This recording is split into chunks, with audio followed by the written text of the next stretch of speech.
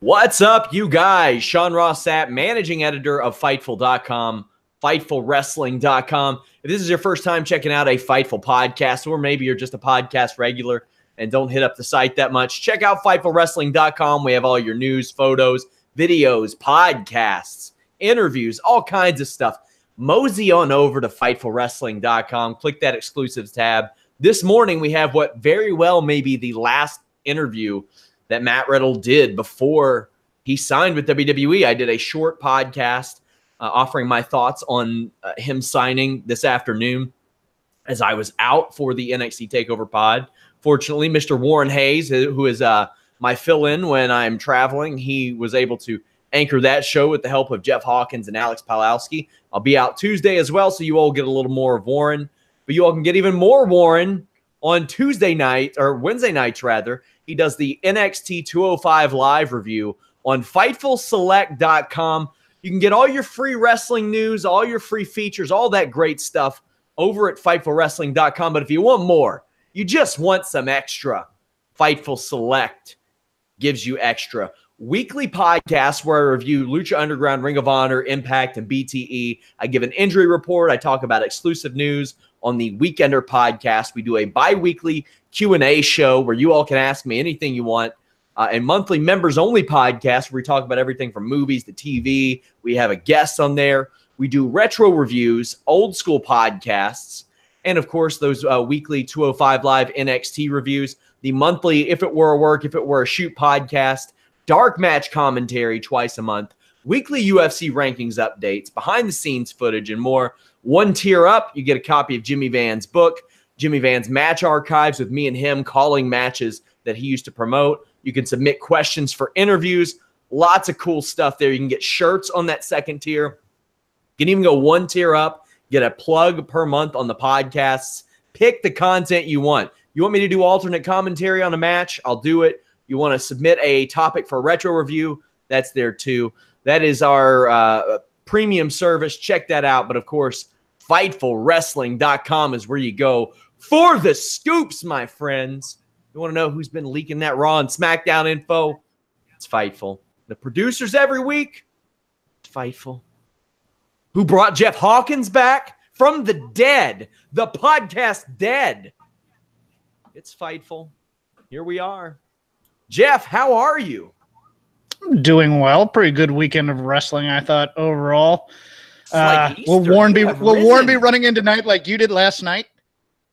No. No, he doesn't have the link. Okay. That's the rule. Like, since Fightful launched 2 years ago, I think I've missed this Tuesday will make 5 post-show podcasts I've missed on the wrestling side. But I still mandate that I get the link every time. And I think all but one of those times I've done some sort of run-in. Have any of them been good? The Christmas tree was probably about as good as it got. Yeah, no, that was a pretty good one. That was a solid one. Alex Pawlowski joins us. Alex, resident satirist at Fightful.com. Right. Yes. How are you? Wow. We all made it. We made it through 6 hours, 6+ hours of SummerSlam. 5 to go, Alex. Yeah, that's how long the podcast is going to be. Yeah. Listen, SummerSlam's always great because it means a change, and we're moving in new directions. Because always after the big shows, this is where they wrap up stuff and start things afresh. So I'm looking forward to seeing where the next cycle takes us. Tonight was a mixed bag for me. A lot of people were saying it was great. There was a lot of things I did not like. What did you say that we were getting into today? New directions? Yes. I'm going to have you echo that sentiment later in the show. Okay, I will. I think it is the theme of this show. Yes, and, I agree. I would agree. I would agree as well. So, guys, if you all can't subscribe to FightfulSelect.com, as I mentioned, FightfulWrestling.com, retweet a story, comment on a story, generate some conversation, my friends. I think you all will really like it. SummerSlam 2018. Overall, I thought this was a damn good show. Once the pre-show was over, that pre-show did not need to be 2 hours long. My God. So we're going to skip over the majority of that and just talk about the matches. We had Andrade, Cien, Almas, and Zelina defeating Rusev and Lana. They are dominating this feud as of right now. Before the match, Aiden English was backstage and tried to offer up a song to Rusev and Lana. Wasn't working. I got to say, Alex, I am a fan of the double flex from Rusev and Lana. Because Lana isn't a bodybuilder by any stretch of the imagination. No. But she pulls it off. Yeah. No, it's fun. It certainly is. It's a good, a counterpoint to the double tranquilo. Somebody mentioned this though, like that was it you, Jeff? That somebody said that, like in NXT, Zelina Vega's there to focus Andrade Almas. She's there to keep him laser focused and not get distracted. But on the main roster, she's like, hey, let's strike a pose together. Because yes, that was me. Yeah. Yeah. I agree. Because I really liked them. I like Andrade when he's laser focused.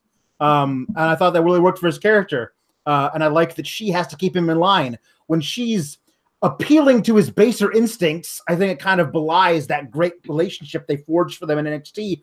But what else is new? Anything good in NXT ends up crap on the main roster. So I loved, Jeff, the discussion that they had about the aspects of mixing business and pleasure and how it would affect each of these teams, because Rusev and Lana are husband and wife, and maybe their emotions would get in their way. Zelina and Andrade Cien Almas have a business relationship, but it was a business relationship that didn't really start with Zelina in the ring. She was more of an accentuation to whatever Almas had to offer. However, man, I thought the in-ring contents of this were pretty bad. Lana gets that hot tag, and it was not very hot. I would call it a lukewarm tag at best as far as in-ring goes. Zelina gets the win after her foot is on the ropes. Lana's offense eventually was pulled together, but this was one that I would hope that they would all like to move past. 3 matches on the pre-show, 3 roll-up finishes. There That's you pretty go. much all my notes on a lot of them, other than the cruiserweight match, which was pretty damn good. Unless those roll-ups are of the fruit variety, I want nothing to do with them. Yeah, this was clunky, and it was supposed to be clunky, and I think it continues. So, my favorite part of the finish of this was immediately after that. Renee Young gets on. They go back to the booth, and Renee Young's like, what a way to start off the action tonight at SummerSlam with a distraction roll-up, which certainly won't be a harbinger for the rest of this pre-show. Like, come on, guys. Like, if that's what they're going to do, you can't have her say that. That's a is that what you're promoting, that all the matches are going to be like that? Because no, let's not do that. Yeah, this was not a great match. I do post my match ratings in the morning. Make sure you all check those out. Fightfulwrestling.com. Shout outs to our friends at omg.com. I use that stuff to cook my food every day. Thank you for the donation in the super chat. WWE Cruiserweight Championship. Cedric Alexander retained the title over Drew Gulak. I didn't think this was on par with most 205 Live main events, honestly. I love the story and the transitions in and out of the Gulak because Cedric can do that very well. But, man, that final transition in and out of pins was it wasn't too ambitious because they could pull it off, but the thing is they didn't pull it off.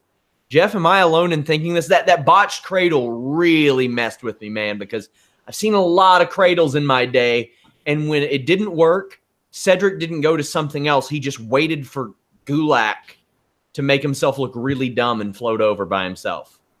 Yeah, you and I kind of tweeted the same thing at the same time. That really took a little bit of the shine off of this match. The problem now with doing 205 Live matches on these pay-per-views and even on pre-shows is nobody knows who these people are because they're not on real TV. And I hate to say that. That was in my notes. I mean, you got to put these guys, even if it's on the go-home show, somehow you got to put them on TV. Not necessarily in a match, something in an angle, just something to remind people these guys exist. Because you have 3.5 hours on that friggin' thing, for God's sakes. and they're dying a death, killing themselves out here. I thought it was a decent match up until that last kind of transition spot, but you know, but yeah, that took a bit of the shine off. And it's like a UFC card. If the main event stinks, then the whole card kind of have a down opinion of the match. Alex, your thoughts on this match? Well, as you know, Fightful's resident 205 live stan, I really enjoyed it. But then again, I know I obsessively follow the show and the characters on it. Mm-hmm. I'm a huge fan of Gulak. I was in his original incarnation. Then he was the guy who carried that show when Enzo was champ. Like he transcended that show. He transcended everything about Enzo. I'm sorry. Go ahead. I just want to say that. No, absolutely. He and the fact that as soon as Enzo was gone, I loved the transition of Drake Maverick comes in and says, "What are you doing? You're a fool. Go back to being this killer." And he's like, "Okay, hold my beer." And that was so great. I love this guy. And I also love that he's the cerebral assassin on that show. If you don't watch 205 Live, you don't know this, that he's the guy he always has a counter for everything. He had Cedric scouted the whole match. Cedric got over a couple things on him, but almost everything he had a counter for. And what I loved about it was he had a counter for everything in that final sequence until he didn't. And it was a really cool moment, except for that one part, right, where the cradle didn't work. If the cradle had worked, I feel like that would have been such a great sequence. Yeah, that took away so much for me. But that's the thing, is that I feel like without that, gosh, it's the choreography and design of that was so great. I just wish the execution a bit better. But I will say that it appears to me they're keeping this title belt on Cedric Alexander to take Neville out of the record books for longest reign. Ooh. Sure, probably. Raw Tag Team Championships. B Team defeated the Revival. Now, I know that on this podcast I pitched a banana peel winning streak gimmick for Bo Dallas months ago, and I'm sorry for that. But Curtis Axel gets shatter machined right out of the gate. Bo Dallas is on his own. It seems really hard for the crowd to get behind Dallas and Axel after years of losing, and then years of losing as a team, or a year of losing as a team. I mean, they were in a stable together based on the fact that they were losers at one point, or their characters were losers, not the humans. But all of a sudden, they're hanging with these teams on Raw, even though they're winning by banana peels. Dallas hits the au revoir and hot tags Axel to no reaction. Dawson has Bo pinned, but we get that banana peel win when the tides are turned and the pin is reversed. Okay, Alex, not much to this one, but there you go. Man, this was so frustrating because in the early going, I was like, this is the Revival that I wanted on the main roster. They take the guy who's not even the legal man and hit their finisher on him. Get him out. Get him out. He's not here. Now let's focus on a limb, and we'll take this guy out piece by piece. We'll wreck his day. Like that was, I wanted that for the Revival so much. And then I tweeted that, and I said, yeah, but watch them lose this match anyway. And they did. Like 30 seconds after I tweeted that, whoopsie daisy, the roll-up got countered by accident. And now what? Yeah. So this is the thing, is that the Revival deserves so much better than this. And it was one of those, like, in an alternate universe, they're in New Japan feuding with the Young Bucks for 10 years. Like, I mean, like, there's I don't understand how you have these guys, and this is their ceiling, apparently, is to be like absolute maniac ring technicians who lose to a comedy duo who've been your biggest jobbers on the show for years. I don't get it. Jeff, how do you feel? On this show last night, I compared the NXT tag division of the last 4 years to my sweet spot, NWA, UWF, AWA tag team wrestling, about 1986 to about 1990 or so. It's that good. This is not what I want to see.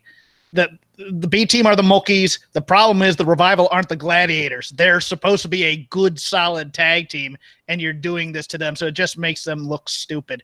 There's a story to tell. I've said this over and over with the B team, learning to not be geeks anymore and learn to actually have quality wins. And then the crowd gets behind them genuinely as opposed to as a comedy duo, but they're not telling it. And it's only hurting the teams that they're going up against, like the Revival. I would compare the Revival's push to your internet connection at this very moment. WWE Intercontinental Championship match. Seth Rollins with Dean Ambrose defeated Dolph Ziggler with Drew McIntyre to win the championship. Alex, I was a fan of Ziggler's IC title gear. It was very Rick Rudish, but Dolph Ziggler doesn't exactly make a secret of it that he takes from other people, that he is inspired from other people. I mean, he does this all the time with wrestler-inspired gear. Yeah, gear is a kind of a theme tonight. Like, I wonder if it was a mandate. Almost everybody had new gear, at least new colors. Like, yeah, it was really noticeable and very cool. I liked it. It broke up the monotony of everything.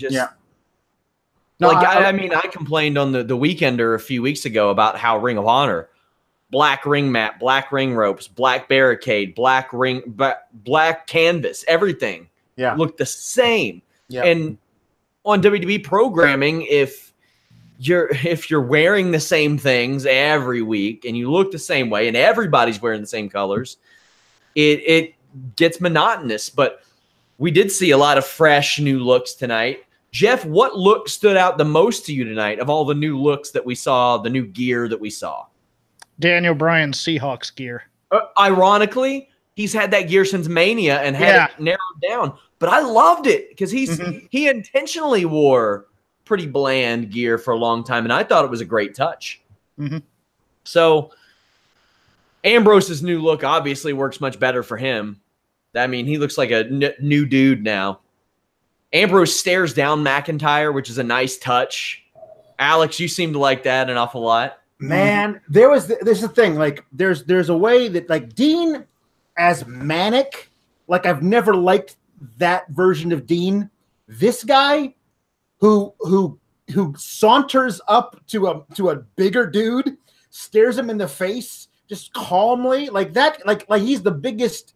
Here's the guy on the prison yard that I know is the biggest dude. I'm gonna walk up to him and show him I have no fear. But it didn't feel like this is calculated. This feels like Dean Ambrose has spent some time inside and knows what's up. Like, it felt really authentic. It was really cool, and I hope that's his new guy. Like, not wacky crazy, I'm weird Dean, but like just this laser focused casual killer. I like that a lot.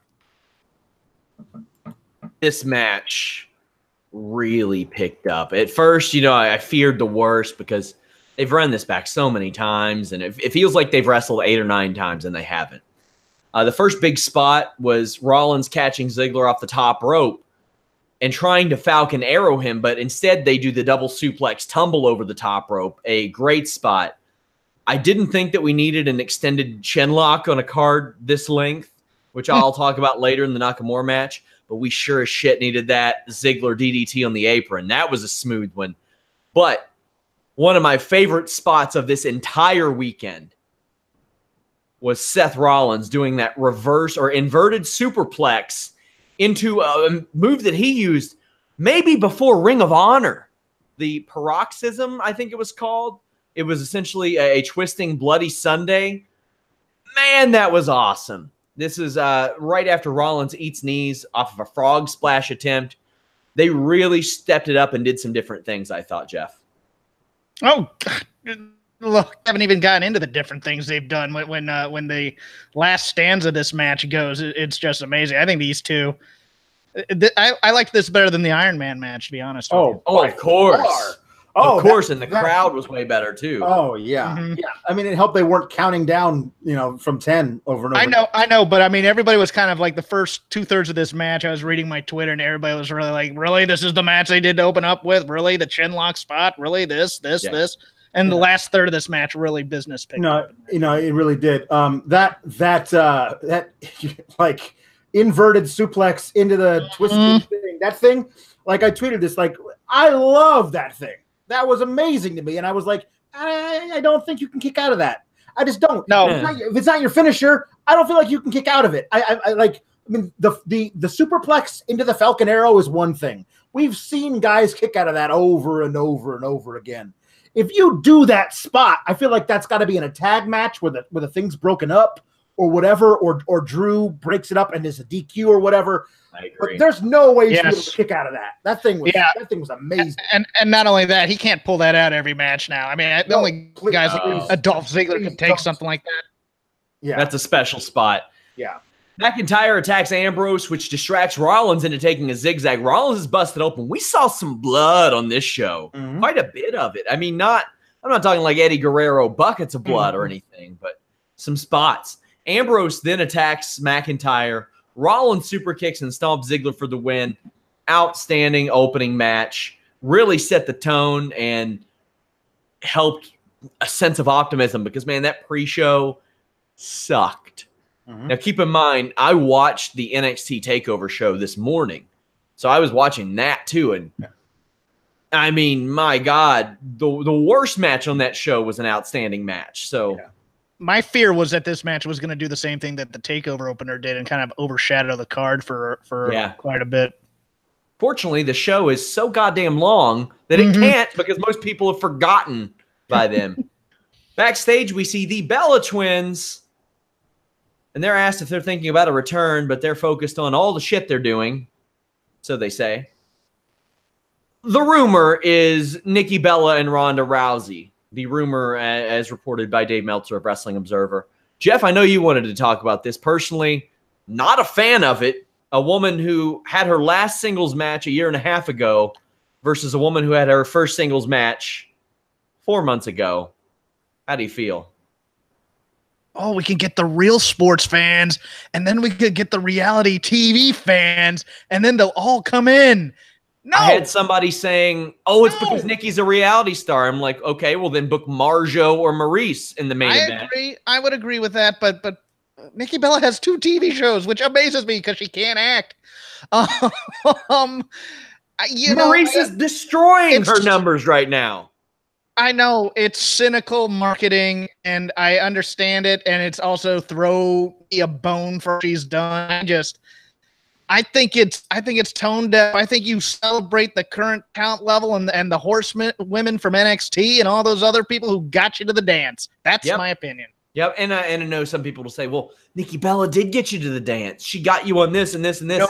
No, she didn't. She didn't. No, she didn't. And I think, I've got a lot of respect for the improvements that Nikki Bella made, both in the ring. She transformed her body. I'll never forget the Total Divas image. And on one side, it's Nikki, and one side, it's Brie. And you can see the physical difference in Nikki, like how much work she had put in to become an in-ring wrestler, and did, I thought, very good. I made my affection for Nikki Haru Bellasawa's forearm well known. I think it's great. But I don't want this. And they say they're going to watch Rousey's match front row. You got Io Shirai at NXT, and you got to celebrate the women's revolution with Nikki Bella. All right. Yeah. We'll talk more about that later. Elias tries to perform, but his guitar breaks, and the crowd chants, "You fucked up." Alex, I think this is an infinitely better ending than Bobby Lashley interrupting him. Yep, absolutely. Bobby Lashley is cold boogers on a paper plate. Oh, I hope it's their fault. It's their fault too. 100%. Because if you remember, the guy who's the champion right now lost clean as a whistling sheet last pay-per-view to Bobby Lashley, who's not on the card tonight. What the hell? Like, how do you book that? How do you book that? Language. Hey, calm it down. Come on, Anna. Chill. We're going to get demonetized here. Woo, Miz heals the B team backstage. More on that later. SmackDown Tag Team Championships early on in the middle of this match, I'm like, this might steal the show. And I did not have this match pegged for that. These two teams went out. They just went all out. I loved it. The Bludgeon Brothers totally kill Xavier Woods to kind of start things off. Then Hurricane Rana's one on the stairs. Big E gets in after a hot tag, and the crowd was jumping. A Harper Michinoku driver stops that. Xavier gets just slaughtered, Jeff, with this boss man slam on the outside, where like usually a good old Abyss black hole slam, little preview guys, doing that for making a finisher. Talk to Abyss all about creating that. But usually one of those looks worse. But this one, he let go of Xavier, and Xavier got a little extra. That was nasty. Can we say that these guys killed themselves for a bad finish? Yeah, that was my only problem. We had this finish stunk, and Xavier Woods may have died for our sins tonight. All right. Oh, yeah. So, I mean, that elbow drop from the top to the floor ain't pleasant. And there's 3 of them. Who cares if one can't work for a month? Oh my God. Between him and Kevin Owens, I'm just like, what in the hell is, I mean, it's SummerSlam, second biggest show of the year, guys. And not for that finish. My God, these guys killed them. It was a great match up until the rubber hammer. Yeah, so Rowan does this. Which is words I thought I'd never say on a podcast. Yeah. Rowan does this incredible heaving back body drop to Kofi after Xavier gets killed with a powerbomb party. Xavier does a flying elbow drop from the top rope to the floor. When I do that on WWE video games, I think that's unrealistic. Nobody's taking that bump. Xavier did. We also saw a Uranagi backstabber off the apron. Then Rowan and Harper attack with their hammers for the DQ. Alex, this was action-packed. They emptied the cupboard. Yep. That's for damn sure. Yeah. No, this is, the old F finish. Because I got yelled at for using bad language a while ago. So I'm going to say it's the F finish. The F finish? Yeah. Yeah, it was, I didn't get it. Especially the idea of Eric Rowan goes and gets the hammer, and he uses the handle to hit a guy with it. I'm gonna hit you with the dowel. I'm gonna hit you with a dowel. And then Luke Harper's like, no, man, no. Let me do it. So what I'm gonna do is I'm gonna do the proverbial Triple H where I run covering the head of it, and I hit you with that. You have a hammer. Like, you swing the hammer and you hit guys with it. I know that would hurt, but what the hell? The only reasonable conclusion to this is if, like, Danny, Ronnie, Wheeler, and Augie Farks from the Role Model movie come out with their LARP gear in their KISS outfit, and they attack these guys. We got to have a good LARP fight out of these guys. Well, and then you got the War Raiders involved and Sarah Logan involved, because they're all about that too. I want Sarah Logan blowing a horn and coming down on a ship. Yes. And now they're not going to do it because we figured them out. Go figure. Yeah, go there figure. you go. Yeah. Money in the Bank briefcase match. Braun Strowman squashes Kevin Owens. I have no problem with this. Kevin Owens is bulletproof. Bulletproof. He has a KO in the Bank shirt, which is a bit of a swerve, Jeff, because usually outside of the Y2 AJ shirt that we saw, usually that is a pretty good indication of WWE's plans. However, not so much so. Kevin Owens got runned over, as they say, they being me, choke slammed through a table ringside, then power slammed. I'm okay with it. Braun needed a good, strong monster win, especially to set up the end of the show. And Kevin Owens, like I said, bulletproof. Doesn't hurt him a bit. He dead. Oh, yeah, besides him actually maybe being dead, yes. Yeah, that KO in the Bank shirt's going right next to the Y2 AJ and soon the Boston Hug Connection shirt, I figure. Oh. Yeah, no, I'm fine with the squash. We had a couple of those on this show tonight. We did. Yeah. Look, I'm a huge Braun fan, and he was a good to give him the win and everything. I don't understand why you have the match if that's what you're going to do for the finish. Like if you're just going to have Braun come in and do what he did at the end of the show, and we'll talk about that, then you don't need this match at all. Get him on the card. I mean, that's it. They got him that payday. That's fine, but like, here's what I think would have saved my problems with it. If Kevin Owens had a perfect foolproof plan where he comes in as soon as the bell rings, Jinder Mahal hops the barricade because they're friends now and attacks Kevin Owens, and Owens is like, "Ha you got this! I got this! You got disqualified because this guy attacked me." And Kurt Angle comes out and says, "You're not getting intentionally disqualified. Restart the match." and then the squash happens. I would have liked that. Like Kevin Owens had a foolproof plan that was then disallowed, which allows him tomorrow to be like, what the hell, Steph? Like, I was supposed to have won. And then you have whatever from there. This just made me sad because Kevin Owens, I really like Kevin Owens, and I don't want to see him get beaten I wouldn't mind Kevin Owens approaching Jinder Mahal backstage tomorrow and be like, where the hell were you? That would have been fine. To which Jinder would have replied, up here. I'm up here. But yeah, the new ring gear, I would say, definitely takes the award for worst ratio of time making new ring gear to time spent wearing new ring gear. SmackDown Women's Championship. Charlotte Flair defeated Becky Lynch and Carmella to become a 7-time WWE Women's Champion. We mentioned the new gear. I think it sets it off, makes it feel like the special show it is. Carmella kept interjecting herself and finally got in between Charlotte and Becky Lynch and threw Becky into the stairs hard. We saw some hard stair shots, some SummerSlam level stair shots here. Charlotte's timing was off a lot early in this match. And if it wasn't off, then I would have had this up there, like in my match ratings, up probably like a 3/4 of a point higher because, man, it was just, it took away a lot. The boot that missed Becky by a mile, the spear that mistimed there. But Becky got a burst of offense, got caught with a stratosphere by Carmella. Carmella goes for one on Charlotte, but Charlotte does like this Boston Crab slam off the second rope, then transitions into the figure 8.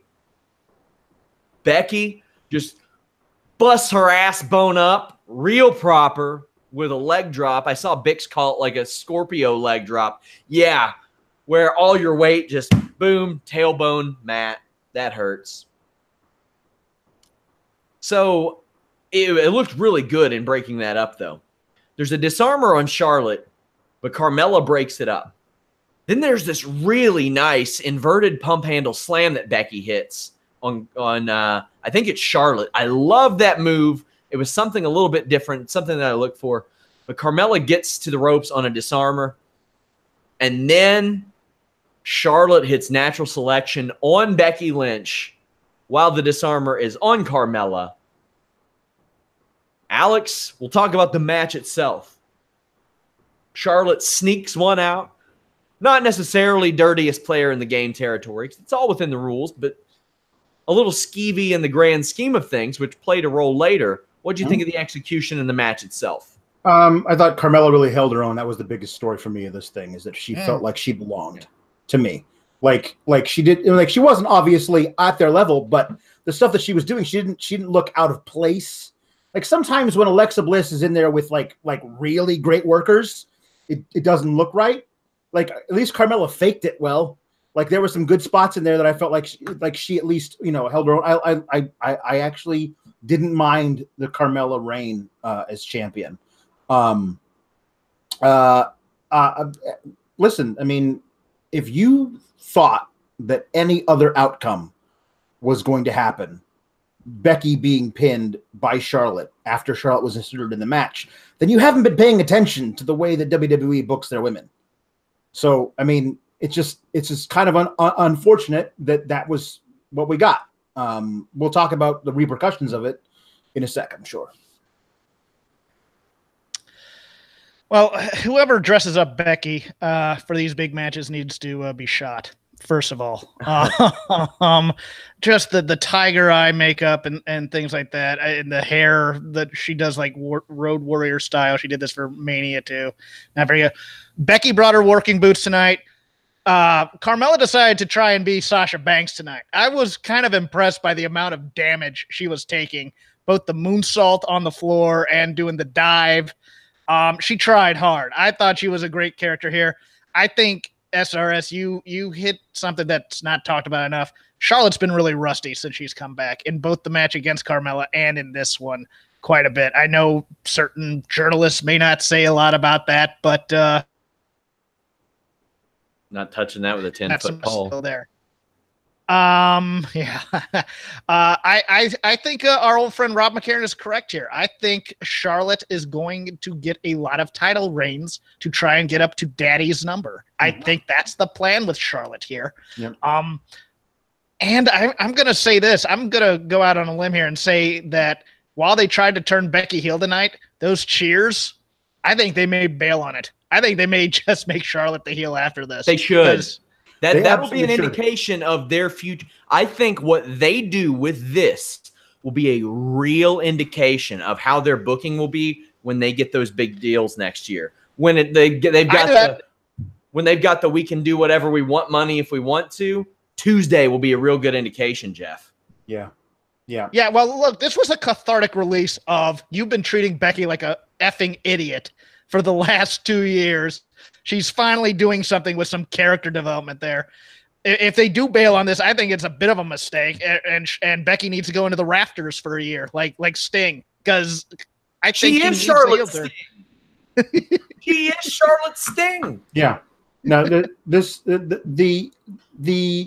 the pop when Becky finally snapped, tired of Charlotte's shit, and turned on her, the crowd with her, like, yes, good for you standing up for yourself, Becky. We love you, and we absolutely agree. This is the right thing for you to do in this moment. That said, it's utterly ridiculous in a triple threat match that there's friendships and they're arguing about who slapped whom. I know. That's the thing that pissed me off in this match. That was so stupid. I hated that. Here's the thing. In the damn pre-show, during their little talk about this match, Renee says, so what do you think? Are Charlotte and Becky going to be able to, stay on the same page in this match? They're not in a tag match. It's a triple threat. At some point, they're going to have to fight each other.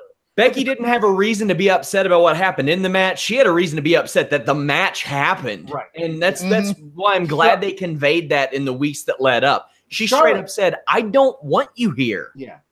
Charlotte could have easily, obviously this is not her character at all, but as a friend, she could have said, I'm rooting for you. You beat Carmella, and I'll be your first challenger. May the best woman win. That would have been great. Perfect. 100%. But saying, I want to leapfrog you in line. I know I've been out for a while, and I don't deserve this title match at all, but I'm a Flair, so I get whatever I want. Obviously, Becky should have a problem with that. And guess what? The audience, the fans, the WWE Universe, they had a problem with that too. Because when Becky turned on her, they cheered loud. It was a huge pop. And you're right. If WWE knows what the hell they're doing, they'll immediately, if they thought they were turning Becky heel, they had to go, nope. We just made Becky into a badass babyface the crowd wants to cheer for. So you have Charlotte say, how dare you? I deserve this. And immediately, great, she's the heel, and we all get a root against Charlotte the way it's always been intended. Flairs are heels. That's just the way it works. Alex, and she's bigger than Becky, so she has to be the heel. You know what she needs to do is she needs to come out and cry again, like she did tonight, which would just be the sign of an ultimate heel. Oh, she's my friend. That kind of thing. It just weakness is heel now. Having a weakness gets you a heel reaction these days because nobody really wants to see that. It's not the way it used to be. Alex, what was the term that you used at the top of the show? That was the theme of this. That it looks like we're going in a new direction. Did you say nude erection? No, I said new direction. It's funny that you mentioned that because if we are going for nude erections, our friends at Blue Chew can help. That's blue like the color blue, BLUE. Now you can increase your performance and get that extra confidence in bed. Even after a 6-hour show, you know what? You're still good to go. BlueChew.com. Use that code FIGHTFUL. It brings you the first chewable with the same FDA-approved active ingredients as Viagra and Cialis, so you know they work. You can take them anytime. At 5 p.m. when the pre-show starts, 4 a.m. when the pay-per-view ends. Doesn't matter. You're good to go. Even on a full stomach. You know what? You might be on a full stomach when you start the show, and by the time the show actually ends, you're just completely emaciated, doesn't matter. You can take Blue Chew. They are prescribed online, shipped straight to your door in a discreet package. But let me tell you, there will be nothing discreet about your package when you take Blue Chew. No doctor's visit in person, no waiting at the pharmacy, no more awkwardness. They are made in the USA, and since Blue Chew prepares and ships direct, they are cheaper than a pharmacy. And right now, we have a special deal for our listeners. Visit BlueChew.com, get your first shipment free by using the code FIGHTFUL. Just pay $5 shipping. Even if you don't, hit them up at GetBlueChew on Twitter. Let them know you heard about them from us. And let me tell you, your neighbors are going to hear all about them. They're going to be phoning in noise complaints. My friends, BlueChew.com, code FIGHTFUL. The night of new directions, Alex. The night of new directions. Did you all miss me? Dearly. Somebody, I'm going to call somebody out. Trevor Williams says, find a new damn sponsor. This is a joke. As much as I like Fightful, this makes the site look Bush League. You mean like the two most downloaded podcasts in wrestling right now that also have this as a sponsor? I think even the most visited wrestling website in the world right now has them as a sponsor. And listen, buddy. Listen, Trevor Williams. I know you're frustrated right now. You don't seem confident. Your performance is a little lackluster in the chat. So I'm going to need you to hit up my homeboys at BlueChew.com, BLUE Chew.com. Use that code FIGHTFUL. There doesn't need to be any shame. There's nothing wrong with it. You're just stepping things up. We got SummerSlam. The Miz. Actually, no, we're going to talk WWE Championship. Samoa Joe defeated AJ Styles, but via DQ. No title change. This match starts off like most AJ Styles matches do. Jeff's, when's the last time that we've seen an AJ Styles match kind of kick off in like third or fourth gear? It doesn't happen anymore. No, there's always the feeling out period. Everybody, especially in the Cena matches, it'd be like quick finisher, quick tries at flash pins, and they stare at each other, and they get the complimentary applause and stuff like that, or whatever. I really liked the start of this. It felt like a grudge match. So what I didn't like was the headlock early on. I didn't think that felt like a grudge match. Right after Joe introduced Wendy. Alex, your thoughts on that opening? No, I don't like the headlock. I mean, you don't need a headlock there. I like the match though a lot. It felt like the best AJ match in a long time. I feel like there was real passion there on both sides. These two guys obviously have a great history and they work together really well. They brought out the best in each other. Loved the match. Even okay with there being the finish that there was, because it means we're almost certainly getting a rematch in Hell in a Cell, which is gonna be great. But I did like the match a lot. There were a lot of really good spots back and forth. We saw a lot of these spots in TNA because they wrestled, dozens and dozens of times. I don't remember Joe hitting a flying leg lariat off the second rope, Jeff. Oh, no. They had they pulled out a few tricks here tonight. This was, even the early TNA chant, once we got past it and they decided, we're going to be a little bit better than that tonight. I liked a lot about this, and I like more bringing in personal families into angles from reason. I actually really liked everything about the go home angle about this match, and just the continued, hey, daddy's coming home. I really kind of dug that. So AJ Styles at the Styles Clash for 2, and I loved Graves explaining that Styles didn't get the other arm hooked, and that probably saved Joe. And they've done this spot so many times that they trust each other. But Graves doing that, man, that's some A+ commentary right there.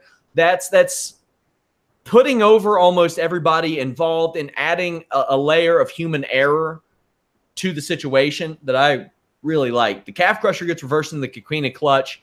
Styles gets to the rope. Joe does this kick to Styles off the top rope, sends him outside, and then into the stairs hard. And Styles is busted open by this point. Joe gets on the table and says, Wendy, I promised you that Daddy was coming home, but I lied. But it's okay, because I'll be your daddy. And, you know, love it. I usually don't relate to the family stuff, but man, the reaction that line got. Just everybody just, ooh. And AJ reacted perfectly. Yeah. This was the guy WWE wasn't sure about for 15 years. Remember that? Yeah, yeah. They weren't sure about. Yeah. Boy, he conveys emotion as well as anybody. He knocks Joe through the barricade, beats the living shit out of Joe with a chair, goes over to his kid, who is frightened by him at this point, which I don't think was planned, but added something to it, I thought. Oh, my God. Daddy, you're bleeding. Like, oh, it's perfect. I mean, like, seriously, if that kid improv that line, she deserves a raise. That's perfect. Oh.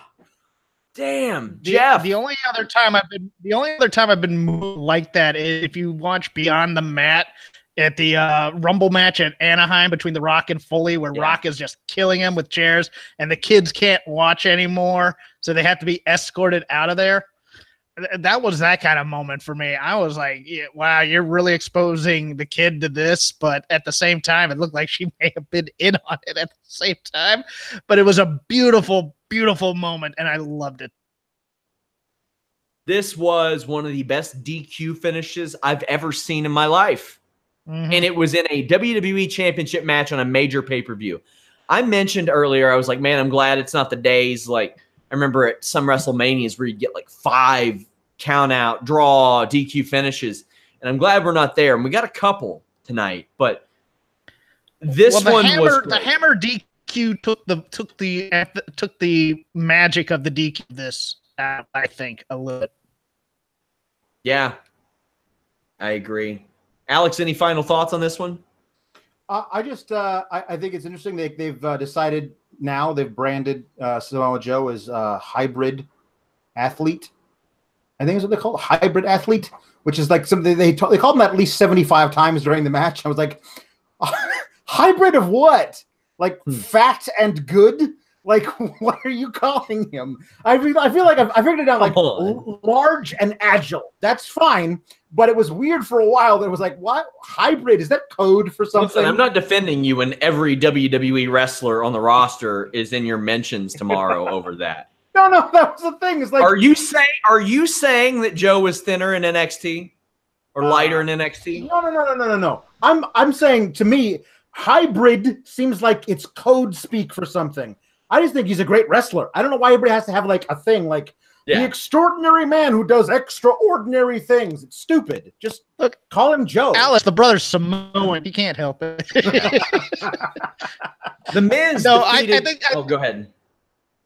I was gonna say that I think hybrid I think they're wanting to convey a heavyweight who moves like a cruiserweight. I think that's all they're trying to do there. Which, if we're watching the match, we can see for ourselves. You know, like, yes, I know that, but Captain Obvious comes out on WWE commentary sometimes. Okay, it really does. It really does. The Miz defeated Daniel Bryan.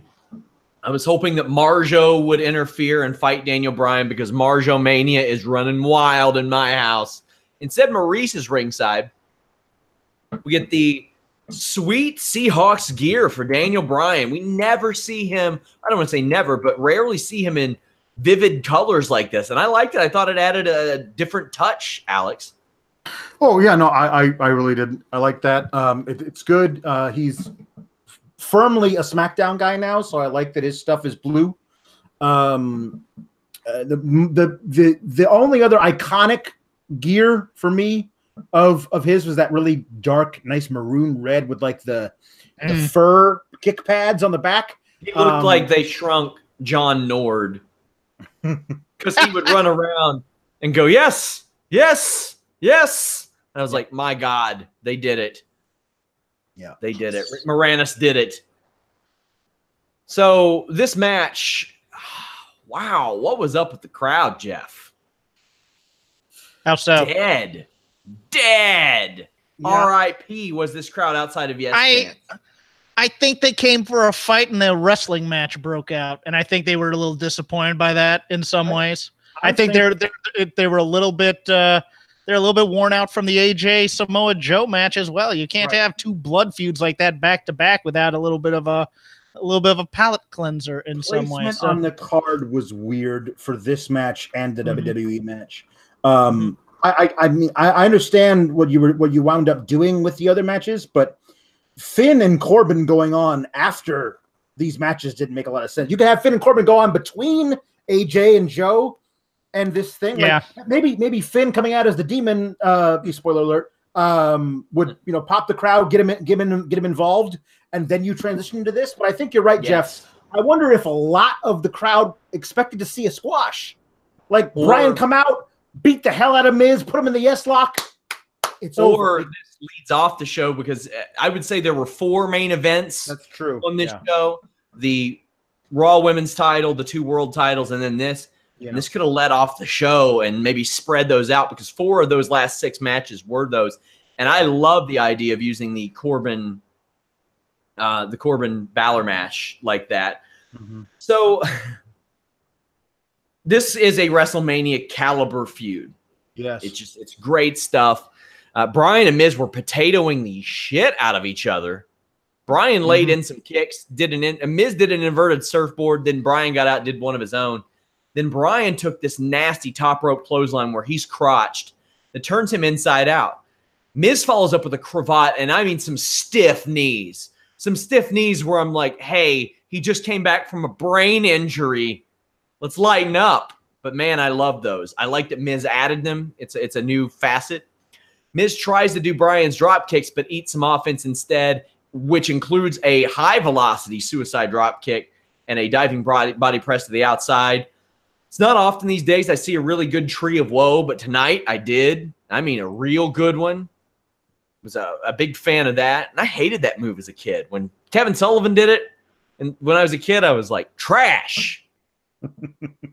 Great facial expressions, Jeff, from The Miz when Brian no-sells the yes kicks. And then Brian slaps the living shit out of it. Oh, my God. He challenged Minoru Suzuki in that sequence. My God. He was smacking him around like a young boy from New Japan. I was just like, oh, my God. Miz is earning all his hazard pay tonight. I loved that part of it where he fired up and Miz just finally just said, oh, I'm in over my head right now. I liked that kind of realization. For me, for all the times I've said that Daniel Bryan needs to lay off the you haven't earned my respect, you don't work hard, you're a coward thing, Daniel Bryan wrestled like he believed every word of that to The Miz. And I can respect that. I love that.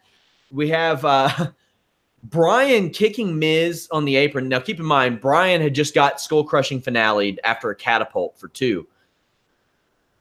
But Bryan misses Miz and kicks the ring post. And I've asked, people ask me if I've asked about the ring posts yet.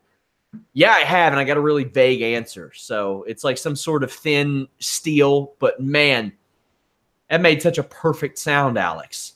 Oh, it's a fantastic sound, and it's a great spot. The ring post shoulder spot is used in almost every match now. But this one, like the miss a kick and it just looks like it could, It feels like that is much more dangerous than my shoulder accidentally went into this post. Kicking it with the flat of your shin, that easily feels like it could bruise bone, if not more.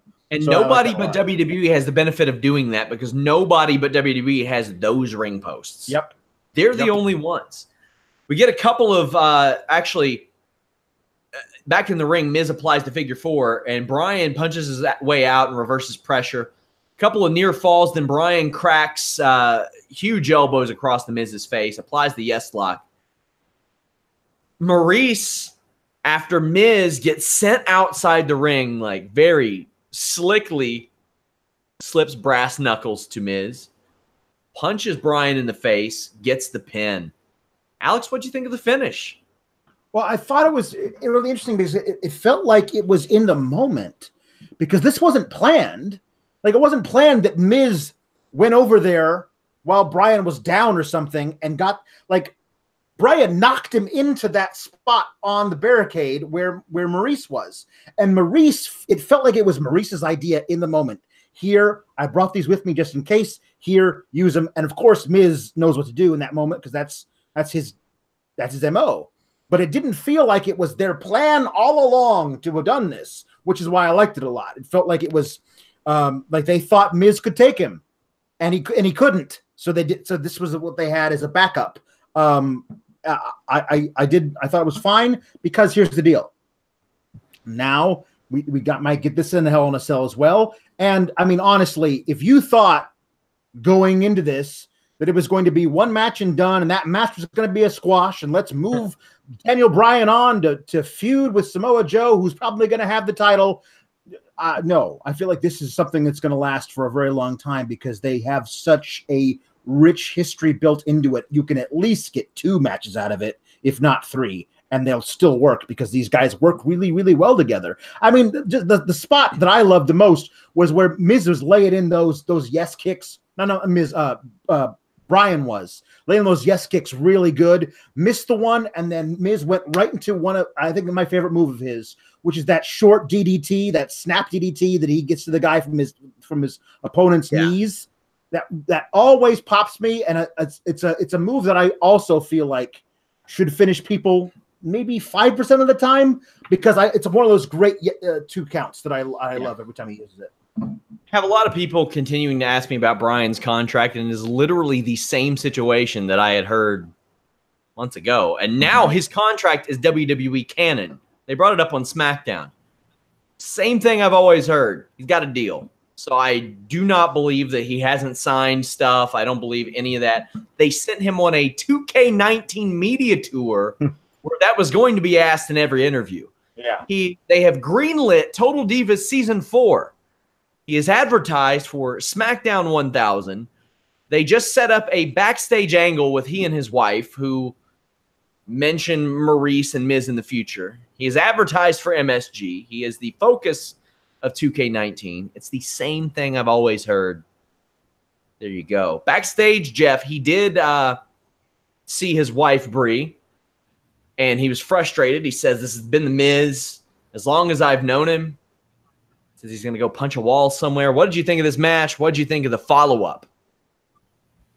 Thought the match was good. I think it does set up, unfortunately, a program for the next 6 months. But you're going to get this match quite a lot, I think, now. And Bryan, great actor. The broomstick he was with was okay. Please. I think the game plan is set though. I think next match Maryse tries again to slip Miz something. Brie stops it, and at the Evolution pay-per-view we get a mixed tag. Really? You think? But I mean, all women's, not all women's. Well, maybe we get Brie versus Maryse. Oh man. Well, you know, Maryse is a reality star. Yeah. Reality stars. And Brie has 2 TV shows. Yeah, and I think combined, Maryse's show probably does more viewership. But I think, you know what? I think you're right. This is a Mania level match. My fear is that they're going to run this back for the next 6 months and try and reheat it for Mania. And the thing is, I wonder, you know, the crowd knows that WWE is behind Bryan now. So I wonder if it'll have the same effect with a kind of a predetermined run to Mania as opposed to a manufactured one by the fans. It's always something I wonder. Demon Balor squashed Constable Corbin, and this is exactly how this should have went. A surprise Demon appearance, Jeff. This is just a squash, and Balor looks way cooler when he's not Irish Fonzie. Look, we said both in NXT and on the main roster that the Demon should fight different than Finn Balor did, and he did this time, and he's a lot stronger than Finn. Loved it. His vertical leap increases by like 6 or 7 inches whenever he does that. It's like he took some Blue Chew with all those extra inches. Anyway, Alex, we saw several squash matches on the Raw site. I mean, you could go as far as to say maybe the main event was pretty close to a squash, but I don't see any harm in this. Constable Corbin's got the authority gimmick. Right. No, I mean it's fine. It was a super. I mean, I had somebody say we all knew he was bringing out the demon for this match. Like, yeah, no idea. You did, because I thought it was dead. I thought the demon thing was dead. Like he hadn't done it since he had it that match last SummerSlam with Bray. He was due to have Pumpkin Demon at TLC in October last year, but then Bray got sick, so he didn't bring it out for that match versus AJ Styles. Like it was due to the either it be terrible writing from WWE or booking, or just the mumps. Right. His demon character hasn't been used in anything meaningful in so long. And so my thought was, everyone kept saying like the matches aren't big enough for him to bring out the demon. Like this match was big enough. Like the guy who's he keeps calling me small, so I'm gonna bring out my demon and I'm gonna kill him. Like I don't feel like that's enough of a reason. Like he's had multiple matches that could have resulted in title shots or whatever. Like he could have been the demon for the Money in the Bank match, but then somebody told me on Twitter, yeah, but he never loses the demon. Yeah, exactly. And if you want that to continue, which I don't really need it to, especially if he's not getting pinned. If he's in the Money in the Bank match as the demon and doesn't win but doesn't get pinned, I don't count it as a loss personally. I mean, maybe he was just annoyed with Baron Corbin to the point where he's like, let's wrap this up. One thing I did love was Baron Corbin going, I didn't sign up to face that thing. Yeah. You know what I mean? Like that totally makes sense to me. And now Baron can whine about it tomorrow night on Raw, which I'm sure he will. But I don't know how long it is before we see the demon again. I just want, whenever I see him break out the demon, I feel like it's a really, really important match, and we're going to see him as the demon in that match for like 15 minutes. This was like we're talking about ratio before of how long it takes you to get in your ring gear versus how long you were in it. Like that makeup chair, he was in there for hours, and he squashed Baron in like 2 minutes. Just remember, they took the club away from this guy, and for no reason. It's so weird. Look, someone tell the boogeyman to come pick up his kid. All right, we need to. Oh gosh, guys, check out our friends at Pro Wrestling Unlimited. Subscribe to their YouTube channel. They do a great job covering the Fightful Wrestling Weekly every week. Also, we have a clip channel, Fightful Scraps. Bit of a pet project we work on, has a lot of our funny moments from Listing Your Boy, Holy Smokes, post Raw and SmackDown shows. United States Championship, Nakamura and Jeff Hardy. Nakamura wins, and he is hilarious. I love that his gimmick is continuity at its finest, in that he is a troll who can't take what he dishes out. He thinks it's funny until it happens to him, then he turns into a pissy patty. All the time. That's literally why he turned heel, and it continued. Jeff Hardy mocks him, and Nakamura is beside himself, Jeff. He looks like some teenage girl who had her party ruined. It was the best. It was the best. You're making fun of me? I loved it.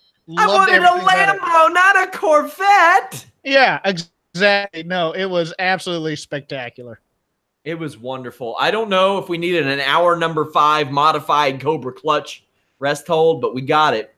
Some back and forth. Nakamura gets caught swinging for the balls. He missed, though. Twist of fate and a swanton, but Nakamura grabs the ropes. Hardy follows up with a nasty twist of fate. I mean, a pretty brutal one. And then he missed an even more horrifying swanton onto the apron, Alex. Damn! Jeff has spent the last several months talking about how I don't even like to do the swanton anymore, man. That hurts, man. When you're landing on a nice, soft other body. But as we all know, the ring's the hardest part of the apron. And after voluntarily... What? Sorry, the apron is the hardest part of the ring. And after seeing this, him voluntarily do this spot, I feel like we need to have a conversation with Jeff. Jeff, are you okay, buddy? This is a cry for help. Like, not you. Jeff Hardy, it feels like a cry for help. Like, dude, that's suicidal. Why are you doing that? I know your brother's retiring, basically, maybe, because he's so hurt. Do you want to join him and get a nice pension? That's ridiculous to take this bump. You're 40 years old. It's completely unnecessary. But okay, I watched it and I go, Jeff, you're not a kid anymore. You can't take these crazy bumps. Whew. Well, after that, he gets Kinshasa'd for the win. Nakamura emerges victorious. I thought this was a barely above average at best, Jeff, but some neat spots. Oddly enough, it was one of Nakamura's better outings on the main roster, I thought. From a performance and entertainment standpoint, for sure. Yeah, here's the disconnect for me. I thought after this match and after the aftermath with Randy Orton, I thought this was Jeff's last match. Because I thought the reason he didn't RKO him was out of respect, and then the camera doesn't cut in time for Jeff getting up and applauding or whatever as if it's a goodbye type of thing. I may have thought they missed cutting that, but maybe they held it on there on purpose, and maybe that's Randy's way of, hey, we're not going to write off the character. I mean, we're not going to do a feud, so that's how we're writing off this entire thing. Yeah, I wonder, because Randy coming out slowly and then being like, yeah, nah, I'm good. Well, I mean, usually if he wanted to show a guy respect, he would offer a handshake, but probably not. Unless you're a writer. Yeah. There you go. Raw Women's Championship. Ronda Rousey squashes Alexa Bliss to become champion. Alexa Bliss lasted longer than Sarah McMahon, Betch Kohea, Kat Zingano, Alexis Davis, all combined. Probably throw a few more in there. Bliss repeatedly powders out, and Rousey gives Bliss the ring. It turns around, covers her eyes. I thought this was pretty entertaining stuff, Jeff. Are you ready? Ready?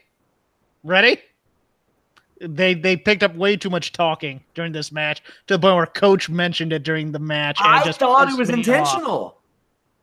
Yeah, no. Too. I think it was intentional. I don't think it was. Well, either way, sure it was. They can play it off as it is because Ronda Rousey beating Alexa Bliss's ass so bad that she's up on her shoulders and she goes, "You ready?" and then slams her. We're going for a ride, bitch. Like that's what it felt like to me. You know, like you can go that way. I didn't view that at first, but now you know what that kind of makes sense. Yeah. Well, I think Ronda had that big dick energy. You know what I'm saying?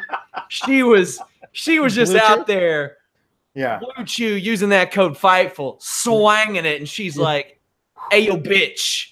You ready to die?" And she killed her. Again, I guess Becky's makeup person also did Ronda's makeup. Tyler tweeted. Patty Smythe from the Warrior video. That's what I did. But go ahead. He said that the bat from Monday took over Ronda's soul, and that's why we got the paint on the face. Yeah. I love what Bliss kneed Rousey, and the latter was just in disbelief. It reminded me there was. Do you know who Herschel Walker is? Oh, yeah. He did some MMA fights, and he is a freak of nature. And he was like late 40s, and they put him up against really inexperienced people.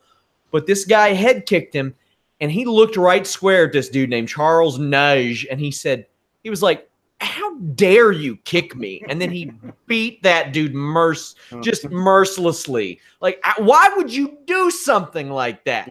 Yeah. That's what happened. Are you stupid? Yeah. Are you stupid? Yeah. We saw a great judo throw from Rousey. She did like this. She made Bliss do a moonsault with her foot, which I thought was good. Really cool. A little tap, tap, tap-a-roo for Bliss. Alex, we didn't get the spot that you almost would assume you would get. Right. The hanging arm. Right. Although it certainly looked that way, that the double jointed in Ronda's grasp, which I thought was a good visual. This was absolutely great. The whole like Alexa basically ready to take a powder and getting suckered back into the ring by Ronda. I like that beat. Like Alexa tried to do her little like, I'm gonna punch you in the face because that sometimes knocks out my opponents, and Ronda being like, "Are you kidding me?" That was great. All this stuff, like that spinning Samoan drop thing that she does, like the velocity she can get on that when she's doing it to somebody Alexa Bliss's size it looks dangerous. Like it's like that's the thing about Ronda Rousey's matches. I always feel like there's a chance she might accidentally kill somebody, and it certainly makes it more compelling to watch. I'm interested in seeing where this goes, because for me, the danger you have now is that you have booked her so strongly. She's even tossing around big male security guards with judo throws and stuff, that I don't believe for a second any of the women you have on either roster could possibly beat her. So now I don't know what you do with it. Like, the thing is, you could have had Asuka. Asuka would have been a great option if somebody could have faced her. But the way you've booked Asuka, she can't beat Carmella. So I don't know where you go with this. Somebody SmackDown does a good job of refreshing people after their breaks, and Asuka's on a break right now. So. We certainly could see that. But again, Meanwhile, they're different brands. I don't know who you put up against Ronda where it's even believable she has a chance of beating her. Well, you've got people like Corey Graves and Booker T who follow UFC, and they do a really good job of integrating her UFC storylines into WWE. I would really play up that you never know who will be her Holly Holm. You never know who will be her bad matchup. Ooh. You never know. And, I mean, my God, they're running a show in Australia. That's the same city where she got knocked out by Holly Holm. Not the same venue, but the same city. I don't know how you don't play that up, her history there.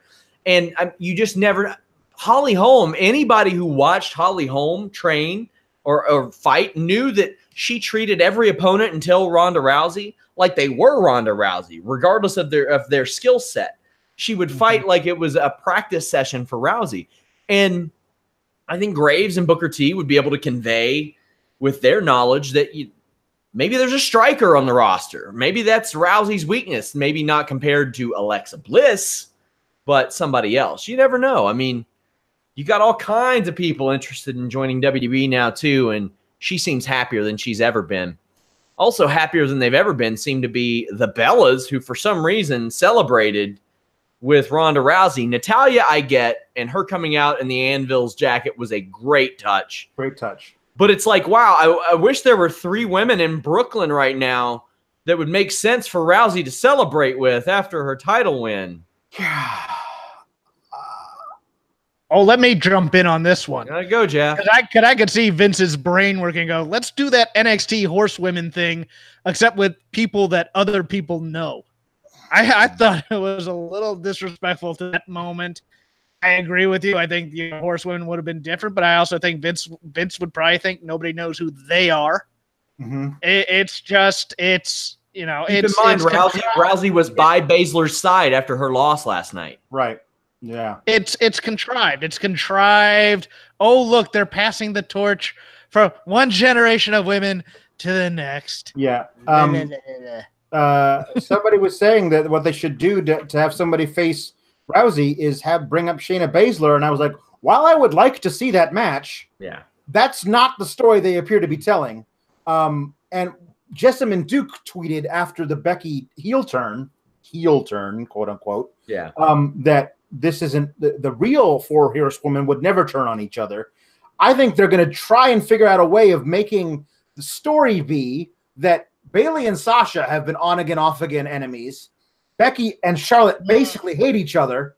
So can those 4 real wrestlers who have a lot of experience coexist against these 4 relatively inexperienced women who are an absolute cohesive unit? That could be the story that allows them to do their 4-on-4 match. I just don't know if you can get that put together by November for the Survivor Series. But I think that might be the story they're trying to eventually tell. I would go, depending on the status of tag team titles. Right. I'd probably go Sasha Bayley. I'd go Charlotte, Becky at Evolution. And I don't see why you couldn't do 4 horsewomen against 4 Total Divas women. Yeah. And get them a little more comfortable to working with each other. And I mean, they've spent time around each other. For the love of God, I know that Shayna got some work in with Nikki Bella years ago. They would work together, but we'll see. I thought this was a great squash, much better than Ronda Rousey's Raw debut. This went very, very well. But you got to get that Total Divas footage. You got to get that footage for that show because they want Rousey on that, I bet. Main event, WWE Universal Championship. Roman Reigns defeated Brock Lesnar to become Universal Champion. But before the match starts, Braun Strowman comes out and says he's going to cash in immediately after. But, Jeff, I thought for sure this was becoming a triple threat match because what they had him say made him look like a goddamn fool. Not only a fool, but a coward. At the same time, you know what? I'm not going to be that cowardly guy who tells you that I'm going to cash in when you're down. I'm going to cash in after the match anyway. What? Wait a second. No, that's the same thing, Braun. It's the same damn thing. Yeah. It doesn't matter if you cash in when he's down and you're coming out or if you're standing right there watching the whole time. Like, Braun, I know that your Money in the Bank briefcase is a structured settlement, but I need that cash now. We need it cashed in now, and we need a triple threat match. Because as soon as that became an option, I was like, oh, shit. Let me hold on to my butt real quick because this is going to be wild. We're going to get an all-time sirloin beef sons of bitches, God-level hoss battle in the main event of SummerSlam, and it was still fun. Loved the match. Loved the way it was built. Real short. But, Alex, you're a Braun guy. Oh, yeah. How'd you think the portrayal and how that worked before the match? After he retained so easily versus Kevin so early in the night, I was like, oh, this is perfect. He should do this, and I think he will do this. He's going to come down after the introductions, but before the first bell, he's going to say, I'm cashing in now. It's a triple threat, which is why they kept him fresh relatively and had him squash Kevin, and that's why you do that, so he can have a second match later in the night. And when his music hit, as I predicted it would, I tweeted out, I am a golden god because I can see the future. But he cuts down to the ring and he says all the things he's supposed to, but then he's like, I draw a distinction.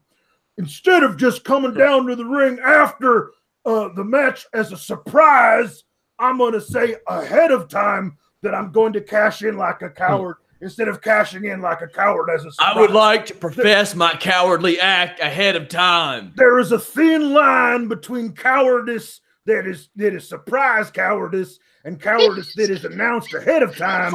There's a very thin line, so I'm over here. We've turned him into a 7-foot Yosemite Sam.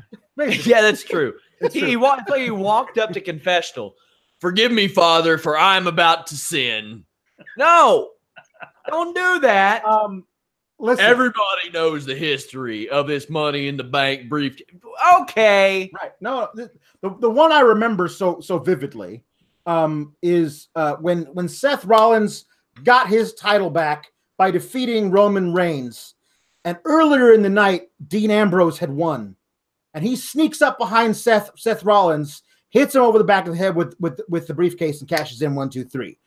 I do draw a distinction between that and what Braun was saying to do, but it's not nearly as good as what the character would do, which is to say, I can beat both of you at the same time. Because that's what Braun's been this whole time. And I thought, okay, fine. So we're going to get this match between Brock and Roman.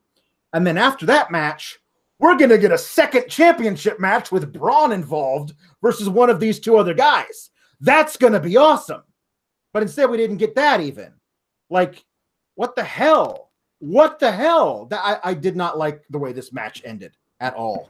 Well, I did. Reigns gets 3 Superman punches and 3 spears, but gets caught in a guillotine. We saw this spot coming from a mile away. True. Spinebusters his way out. German suplexes from Lesnar lead to a "You both suck" chant. And Corey Graves says, quote, "It's not about the WWE Universe," end quote, which is very indicative of the booking of this entire feud over the last 3.5 years. Reigns goes after Lesnar, but ends up suicide diving Strowman in a really nice looking spot. Lesnar, on his way out, F5 Strowman and beats him down with the case. And then Lesnar chucks the briefcase like 75 feet into the LCD boards and breaks them, which is kind of scary. A spear, Reigns wins. The era of Brock Lesnar is finally over, and dare I say, mercifully, Jeff. Really? Because I always view Brock as a big deal. I don't care about. I view him as a big deal without the title. Yeah, I'm just the reign of Roman being the lunch pail company guy champ. All right, whatever. I kind of, you knew it was going to happen here. At the same time, I'm just kind of like, okay, great. But I always thought Brock was a big deal. I liked kind of that they table set for Brock's return, where he gives the F5 to Braun on the outside. So you know what, when he comes back, maybe if he is leaving, we don't know that yet either. He's on Raw tomorrow. Yeah. So overall, it was time to take the belt off of him. It's been long enough, even though I kind of like the intrigue of, well, if he does go and beat Daniel Cormier, coming back the champ like that, that'd be kind of cool. But it's time, and it's we can't hold it off any longer for Roman to not be the champ. He has to be the champ. Benefit of WWE is if he becomes UFC champion, they can just put the WWE title back on him. Right. They have that luxury. The reason I didn't like this was that after all this time and building up Roman to be the guy who finally slays the beast, he does it basically via distraction finish. Like, Brock's not looking. He's involved in trying to beat down the guy who he thinks he's going to have to face after he beats Roman. And Roman kind of basically gets in a sucker punch with his spear, and that's it. Like, it's very anticlimactic after all of this time, after having faced Brock in a real match at Mania and getting the piss beaten out of him. The way he actually eventually becomes champ is like this. Like, and this is how you think that you're going to crown the new guy, the big dog who runs the yard. It just feels like listen, thank God the title's off of Brock. We can move on, hopefully, from this story and actually have a universal title that's defended every pay-per-view. And it sets up a great opportunity for Braun to come out tomorrow and say, I never got the shot that I wanted last night. And I challenge you, Roman, next month at Hell in a Cell, in Hell in a Cell. That'll be great. We can do all kinds of stuff. But it just, this particular way felt like it was just like, oh, okay. It didn't feel like there was this real thing. If this is how you really wanted to crown your golden boy, that's really, I don't feel like how you wanted to do it. Overall, I thought this SummerSlam main card was really, really fun. It was long. Didn't have to be that long. The last 4 matches were shorter than the Daniel Bryan Miz match, which is kind of impressive. Daniel Bryan and Miz went 23.5 minutes. Reigns and Lesnar went just over 6. Rousey Bliss just over 4. Shortest match on the show, Balor Corbin at just over 1.5 minutes. Strowman and Owens squash just under 2 minutes. Overall, thought it was a fun show. A good weekend of wrestling between Joey Janela's Lost in New York, where you had some really, really fun stuff there. I mean, Matt Riddle lost to a 50-year-old Canadian pirate Frankenstein cop. So, I mean, that happened, and you had Ladies Night Out on Saturday. I did a bunch of interviews for that where you had Ivelisse and Kiera Hogan in a cage. I can't wait to take in that show. Check out FightfulWrestling.com. Click that exclusives tab. We have a bunch of stuff there. There's some wrestling websites who won't touch our stories because they don't want to put our quotes out there. Don't want to let people know about us, but you all can head over there. FightfulWrestling.com. Hit that little RT on Twitter. Share the stories. Like I said, FightfulSelect.com is a great place where you can get additional premium podcasts. You can find out some additional information, some different kind of content that we want to bring you guys. At 100 subscribers, Jimmy Van, the founder of Fightful.com and co-host of Listen Ya Boy, said that he will sing Stephanie McMahon's theme music. I don't know how you all aren't signing up right now. FightfulWrestling.com. Of course, we also cover MMA, boxing. We have FightfulMMA.com and just Fightful.com where you can get all that stuff. But if you're just into wrestling, FightfulWrestling.com has it. We have a lot of big shows coming up between especially early October, between Super Showdown and the UFC 229 show with Habib and Conor McGregor. It's going to get wild. We have James Lynch joining the Holy Smokes MMA podcast, but lots of cool stuff. If you all want to contribute and not maybe subscribe to Fightful Select, just comment on a story, generate some conversation. Just stop in, share your thoughts on a story, make your predictions, your thoughts on a live coverage. Anything like that goes a long way. Alex, what do you got going on this week?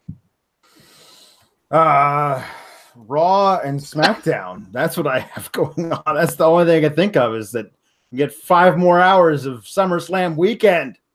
I get to talk all about it.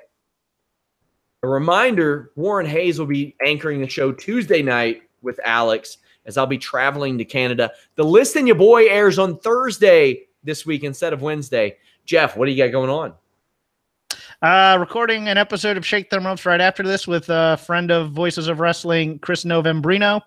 And then we might do a show later this week, just covering whatever the heck they decide to start doing on Raw and SmackDown. You can follow the show at Shake Them Ropes. You can follow me at CrapGame13, witticisms, all that other stuff. I am at Sean Ross Sapp. We are at Fightful Online, Fightful Wrestle, and Fightful MMA. Leave a thumbs up. Subscribe. We are on Spotify, iHeartRadio, everything. Until next time, guys, we're out.